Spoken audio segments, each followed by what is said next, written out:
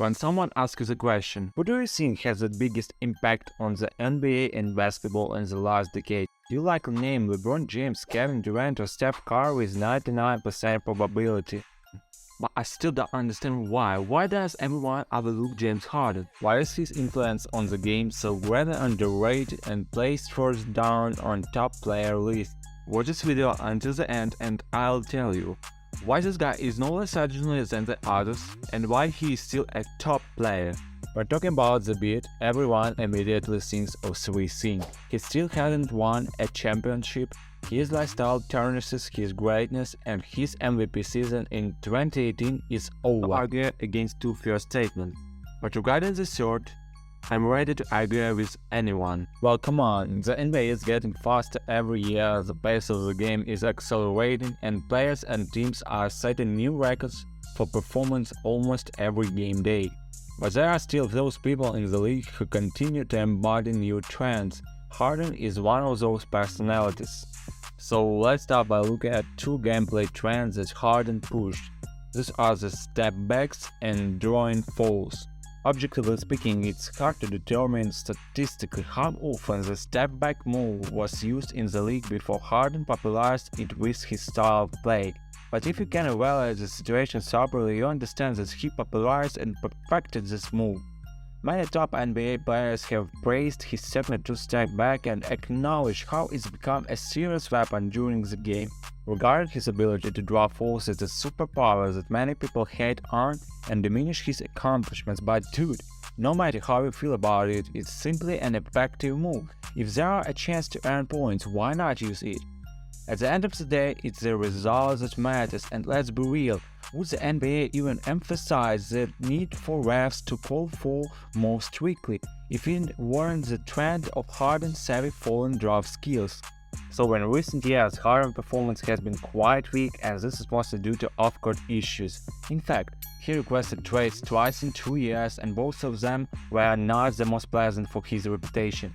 But Houston was already falling apart, and it was clear they wanted to rebuild.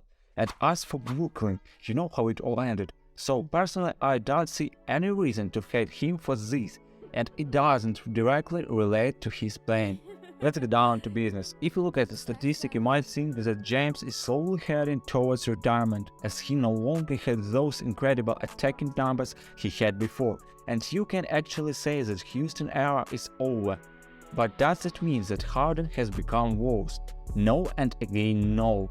He simply adapted and overall changed his playing style.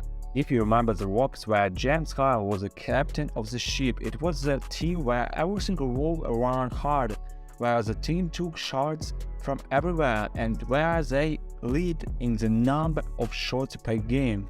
It seems that despite Harden's style of play, not all teams he plays for necessarily become super high scoring. Looking at what's happening in Philadelphia, the team isn't even in the top 15 in terms of points per game, and the 76ers are almost last in terms of field goal attempts per game.